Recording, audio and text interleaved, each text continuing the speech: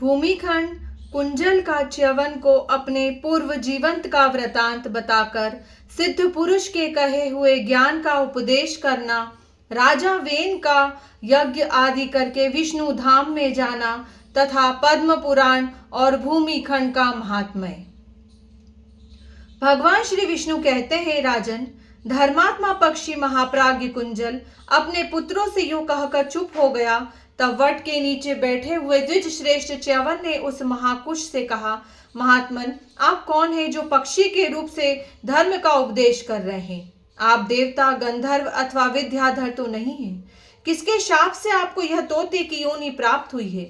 यह अतीन्द्रिय ज्ञान आपको किससे प्राप्त हुआ है? कुंजल बोला, सिद्ध पुरुष, मैं आपको जानता हूं। आपके कुल, उत्तम गोत्र, विद्या, तप और प्रभाव से भी परिचित हूं तथा आप जिस उद्देश्य से पृथ्वी पर विचरण करते हैं उसका भी मुझे ज्ञान है। श्रेष्ठ व्रत का पालन करने वाले ब्राह्मण, आपका स्वागत है। मैं आपकी पूछी हुई सब बातें बताऊंगा। इस पवित्र आसन पर बैठकर शीतल छाया का आश्रय लीजिए। अव्यक्त परमात्मा से ब्रह्मा जी का प्रादुर्भाव हुआ। उनसे प्रजापति भृगु प्रकट हुए, जो ब्रह्मा जी के समान गुणों से युक्त है। भृगु से भार्गव शुक्राचार्य का जन्म हुआ, जो संपूर्ण धर्म और अर्थशास्त्र के तत्वज्ञ हैं।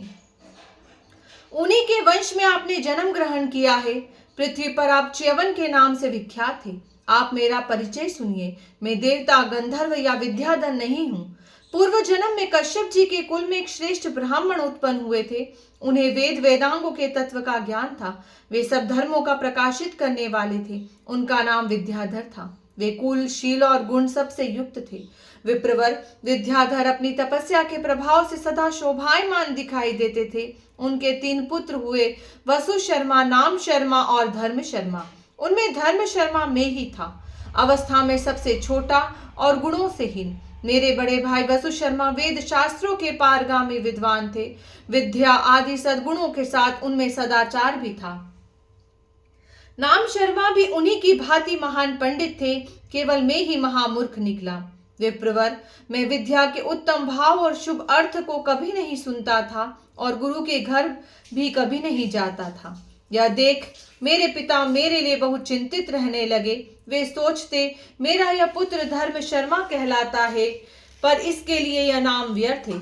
इस पृथ्वी पर न तो यह विद्वान हुआ और न गुणों का आधार ही। यह विचार कर मेरे धर्मात्मा पिता को बड़ा दुख हुआ।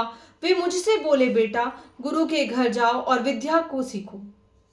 उनका यह कल्याणमय वचन सुनकर मैंने उत्तर दिया, पिताजी, गुरु के घर पर बड़ा कष्ट होता है। वहां प्रतिदिन मार खानी पड़ती है, धमकाया जाता है, नींद लेने की फुर्सत नहीं मिलती। इन असुविधाओं के कारण मैं गुरु के मंदिर पर नहीं जाना चाहता। मैं तो आपकी कृपा से यही स्वच्छंदता पूर्वक खेलूंगा, खाऊंगा और सोऊंगा। धर्मात्मा पिता मुझे मूर्ख समझकर बहुत दुखी हुए और बोले, बेटा, ऐसा दुस्साहस न करो। विद्या सीखने का प्रयत्न करो। विद्या से सुख मिलता है, यश और अतुलित कीर्ति प्राप्त होती है तथा ज्ञान, स्वर्ग और उत्तम मोक्ष मिलता है। अतः विद्या सीखो। विद्या पहले तो दुख का मूल जान पड़ती है, किंतु पीछे वह बड़ी सुखदायिनी होती है। इसलिए तुम गुरु के घर जाओ और विद्या सीखो। पिता के इतना समझाने पर भी मैं उनकी बात नहीं मानता और प्रतिदिन इधर उधर घूम फिर कर अपनी हानि किया करता था। विप्रवर, मेरा बर्ताव देखकर लोगों ने मेरा बड़ा उपहास किया, मेरी बड़ी निंदा हुई। इससे मैं बहुत लज्जित हुआ। जान पड़ा यह लज्जा मेरे प्राण लेकर रहेगी। मैं विद्या पढ़ने को तैयार हूँ। अवस्था अधिक हो चुकी थी। सोचने लगा किसी गुरु के पास चलकर पढ़ाने के लिए प्रार्थना करूं। इस चिंता में पढ़कर मैं दुख शोक से व्याकुल हो उठा। कैसे मुझे विद्या प्राप्त हो, किस प्रकार मैं गुणों का उपार्जन करूं, कैसे मुझे स्वर्ग मिले और किस तरह मैं मोक्ष प्राप्त करूं। यही सब सोचते विचारते मेरा बुढ़ापा आ गया। एक दिन की बात है, मैं बहुत दुखी होकर एक देवालय में बैठा था। वहां अकस्मात कोई सिद्ध महात्मा आ पहुंचे, मानो मेरे भाग्य ने ही उन्हें भेज दिया था। उनका कहीं आश्रय नहीं था। वे निराहार रहते थे, यज्ञ आनंद में मग्न और निस्पृह थे। प्राय एकांत में ही रहा करते थे, बड़े दयालु और जितेंद्रिय थे, परब्रह्म में लीन, ज्ञानी, ध्यानी और समाधिनिष्ठ थे। मैं उन परम बुद्धिमान ज्ञान स्वरूप महात्मा की शरण में गया और भक्ति से मस्तक झुका उन्हें प्रणाम करके सामने खड़ा हो गया। मैं दीनता की साक्षात मूर्ति और मंदभागी था। महात्मा ने मुझसे पूछा, भ्रमण, तुम इतने शोक मग्न कैसे हो रहे हो, किस अभिप्राय से इतना दुख भोगते हो? मैंने अपनी मूर्खता का सारा पूर्व वृतांत उनसे कह सुनाया और निवेदन किया, मुझे सर्वज्ञता कैसे प्राप्त हो, इसी के लिए मैं दुखी हूँ। अब आप ही मुझे आश्रय देने वाले हैं। सिद्ध महात्मा ने कहा, भ्रमण सुनो, मैं तुम्हारे सामने ज्ञान के स्वरूप का वर्णन करता हूँ। ज्ञान का कोई आकार नहीं है, ज्ञान परमात्मा का स्वरूप है। वह सदा सबको जानता है, इसलिए सर्वज्ञ माया मोहित मूढ़ पुरुष उसे नहीं प्राप्त कर सकते। ज्ञान भगवत तत्व के चिंतन से उद्दीप्त होता है, उसी की कहीं भी तुलना नहीं है। ज्ञान से ही परमात्मा के स्वरूप का साक्षात्कार होता है।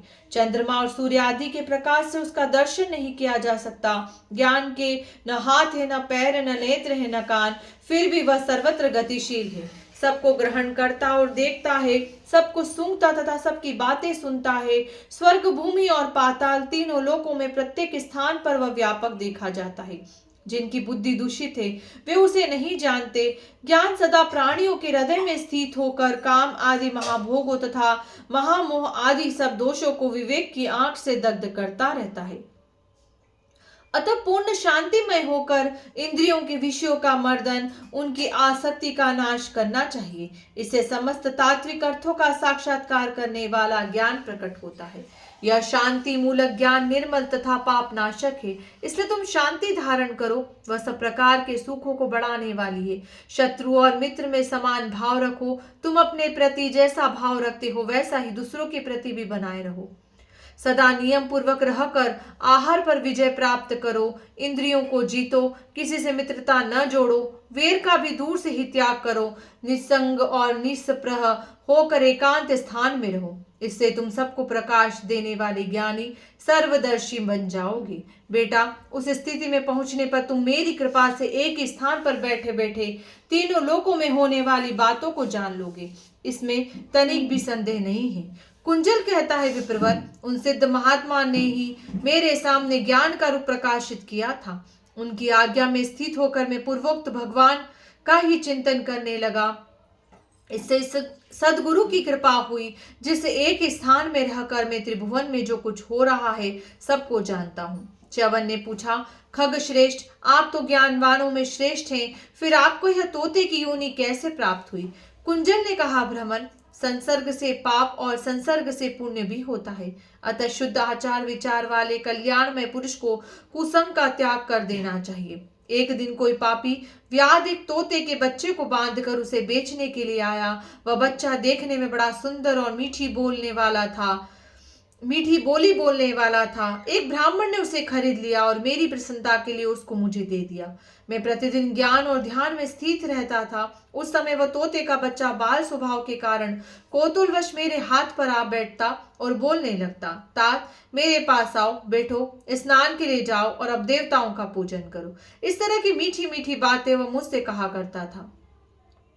उसके वाग्नी नोद में पढ़कर मेरा सारा उत्तम ज्ञान चला गया। एक दिन मैं फूल और फल लाने के लिए वन में गया था। इसी बीच में एक बिलाव आकर तोते को उठा ले गया। यह दुर्घटना मुझे केवल दुख देने का कारण हुई। बिलाव उस पक्षी को मार कर खा गया। इस प्रकार उस तोते की मृत्यु सुनकर मुझे बड़ा दुख हुआ। असह्य शोक के कारण अत्यंत पीड़ा होने लगी। मैं महान मोह जाल में बंध कर उसके लिए प्रलाप करने लगा। सिद्ध महात्मा ने जिस ज्ञान का उपदेश दिया था उसकी याद जाती रही। तब तो मीठे वचन बोलने वाले उस तोते को तथा उसके ज्ञान को याद करके मैं हाँ वत्स कहकर प्रतिदिन विलाप करने लगा।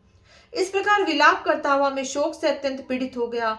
अंततोगत्वा उसी दुख से मेरी मृत्यु हो गई। उसी की भावना से मोहित होकर मुझे प्राण त्यागना पड़ा। द्विज श्रेष्ठ, मृत्यु के समय मेरा जैसा भाव था, जैसी बुद्धि थी, उसी भाव और बुद्धि के अनुसार मेरे तोते की योनि में जन्म हुआ। परंतु मुझे जो गर्भवास प्राप्त हुआ वह मेरे ज्ञान और स्मरण शक्ति को जागृत करने वाला था। गर्भ में स्वयं ही मुझे अपने पूर्व कर्म का स्मरण हो आया। मैंने सोचा, ओह मुझ मूर्ख, अजितेंद्रिय तथा पापी ने यह क्या कर डाला। फिर गुरुदेव के अनुग्रह से मुझे उत्तम ज्ञान प्राप्त हुआ। उनके वाक्य रूपी स्वच्छ जल से मेरे शरीर के भीतर और बाहर का सारा मल धुल गया। मेरा अंतःकरण निर्मल हो गया। पूर्व जन्म में मृत्यु काल उपस्थित होने पर मैंने तोते का ही चिंतन किया और उसी की भावना से भावित होकर मैं मृत्यु को प्राप्त हुआ। यही कारण है कि मुझे पृथ्वी पर तोते के रूप में पुनः जन्म लेना पड़ा। मृत्यु के समय प्राणियों का जैसा भाव रहता है, वैसा ही जीव के रूप में उत्पन्न होते हैं। उनका शरीर, पराक्रम, गुण और स्वरूप सब उसी तरह के होते हैं। वे भाव स्वरूप होकर ही जन्म लेते हैं। महामते, इस तोते के शरीर में मुझे अतुलित ज्ञान प्राप्त हुआ है, जिसके प्रभाव से मैं भूत, भविष्य और वर्तमान तीनों कालों को प्रत्यक्ष देखता हूँ। यहाँ रहकर भी उसी ज्ञान के प्रभाव से मुझे सब कुछ ज्ञात हो जाता है। विप्रवर, संसार में भटकने वाले मनुष्य को तारने के लिए गुरु के समान बंधक नाशक तीर्थ दूसरा कोई नहीं है। भूतल पर प्रकट हुए जल से बाहर का ही सारा मल नष्ट होता है, किंतु गुरु रूपी तीर्थ जन्म जन्मांतर के पापों का भी नाश कर डालता है। संसार में जीवों का उद्धार करने के लिए गुरु चलता फिरता उत्तम तीर्थ है। भगवान श्री विष्णु कहते हैं, नृपश्रेष्ठ, वह परम ज्ञानी शुक महात्मा च्यवन को इस प्रकार तत्व ज्ञान का उपदेश देकर चुप हो गया। यह सब परम उत्तम जंगम तीर्थ की महिमा का वर्णन किया गया। राजन, तुम्हारा कल्याण हो, तुम्हारे मन में जो इच्छा हो उसे वर के रूप में मांग लो। वेन ने कहा, जनार्दन, मुझे राज्य पाने की अभिलाषा नहीं है। मैं दूसरी कोई वस्तु भी नहीं चाहता, केवल आपके शरीर में प्रवेश करना चाहता हूँ। भगवान श्री विष्णु बोले, राजन, तुम अश्वमेध और राजसु यज्ञों के द्वारा मेरा यजन करो। गो, भूमि, सुवर्ण, अन्न और जल का दान दो। महामते, दान से ब्रह्महत्या आदि घोर पाप भी नष्ट हो जाते हैं। दान से चारों पुरुषार्थों की भी सिद्ध होती है, इसलिए मेरे उद्देश्य से दान अवश्य करना चाहिए। जो जिस भाव से मेरे लिए दान देता है, उसके उस भाव को मैं सत्य कर देता हूँ। ऋषियों के दर्शन और स्पर्श से तुम्हारी पाप राशि नष्ट हो चुकी है। यज्ञों के अंत में तुम निश्चय ही मेरे शरीर में आ मिलोगे। वेन से यो कहकर श्री हरि अंतर ध्यान हो गए। उनके अदृश्य हो जाने पर नृपश्रेष्ठ वेन बड़े हर्ष के साथ घर आए और कुछ सोच विचार कर अपने पुत्र पृथु को निकट बुला मधुर वाणी में बोले, बेटा, तुम वास्तव में पुत्र हो। तुमने इस भूलोक में बहुत बड़े पातक से मेरा उद्धार कर दिया, मेरे वंश को उज्जवल बना दिया। मैंने अपने दोषों से इस कुल का नाश कर दिया था, किंतु तुमने फिर इसे चमका दिया है। अब मैं अश्वमेध यज्ञ के द्वारा भगवान का यजन करूंगा और नाना प्रकार के दान दूंगा। फिर भगवान विष्णु की कृपा से उनके उत्तम धाम को जाऊंगा। अतः महाभाग, अब तुम यज्ञ की उत्तम सामग्रियों को जुटाओ और वेदों के पारगामी विद्वान ब्राह्मणों को निमंत्रित करो। सूत जी कहते हैं, वेन की आज्ञा पाकर परम धर्मात्मा राजकुमार पृथु ने नाना प्रकार की पवित्र सामग्रियां एकत्रित की तथा नाना देश में उत्पन्न हुए समस्त ब्राह्मणों को निमंत्रित किया। तदंतर राजा वेन ने अश्वमेध यज्ञ किया और ब्राह्मणों को अनेक प्रकार के दान दिए। इसके बाद वे भगवान विष्णु के धाम को चले गए। महर्षियों, इस प्रकार मैंने आप लोगों से राजा पृथु के समस्त चरित्र का वर्णन किया। यह सब पापों की शांति और संपूर्ण दुखों का विनाश करने वाला है। धर्मात्मा राजा पृथु ने इस प्रकार पृथ्वी का राज्य किया और तीनों लोकों सहित भूमंडल की रक्षा की। उन्होंने पुण्य धर्ममय कर्मों के द्वारा समस्त प्रजा का मनोरंजन किया। यह मैंने आप लोगों से परम उत्तम भूमि खंड का वर्णन किया है। पहला सृष्टि खंड है और दूसरा भूमि खंड। अब भूमि खंड के महात्म्य का वर्णन आरंभ करता हूँ। जो श्रेष्ठ मनुष्य इस खंड के एक श्लोक का भी श्रवण करता है, उसके एक दिन का पाप नष्ट हो जाता है। जो श्रेष्ठ बुद्धि से युक्त पुरुष इसके एक अध्याय को सुनता है, उसे पर्व के अवसर पर ब्राह्मणों को 1000 गोदान देने का फल मिलता है। साथ ही उस पर भगवान श्री विष्णु भी प्रसन्न होते हैं। जो इस पद्म पुराण का प्रतिदिन पाठ करता है, उस पर कलयुग में कभी विघ्नों का आक्रमण नहीं होगा। ब्राह्मणों, अश्वमेध यज्ञ का जो फल बतलाया जाता है, इस पद्म पुराण के पाठ से उसी फल की प्राप्ति होती है। पुण्यमय अश्वमेध यज्ञ कलयुग में नहीं होता, अतः उस समय यह पुराण ही अश्वमेध के समान फल देने वाला है। कलयुग में मनुष्य प्राय पापी होते हैं, अतः उन्हें नरक के समुद्र में गिरना पड़ता है। इसलिए उनको चाहिए कि धर्म, अर्थ, काम और मोक्ष, इन चारों पुरुषार्थों के साधक इस पुण्यमय पुराण का श्रवण करें।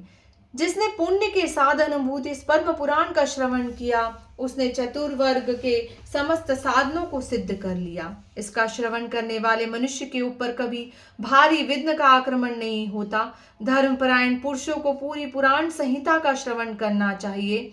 इससे धर्म, अर्थ, काम और मोक्ष की भी सिद्धि होती है। भूमिखंड का श्रवण करके मनुष्य सब पापों से मुक्त हो जाता है तथा रोग, दुख और शत्रुओं के भय से भी छुटकारा पाकर सदा सुख का अनुभव करता है। पद्म पुराण में पहला सृष्टि खंड, दूसरा भूमि खंड, तीसरा स्वर्ग खंड, चौथा पाताल खंड और पांचवा सब पापों का नाश करने वाला उत्तरखंड है। ब्राह्मणों, इन पांचों खंड को सुनने का अवसर बड़े भाग्य से प्राप्त होता है। सुनने पर ये मोक्ष प्रदान करते हैं, इसमें तनिक भी संदेह नहीं है। भूमि खंड समाप्त।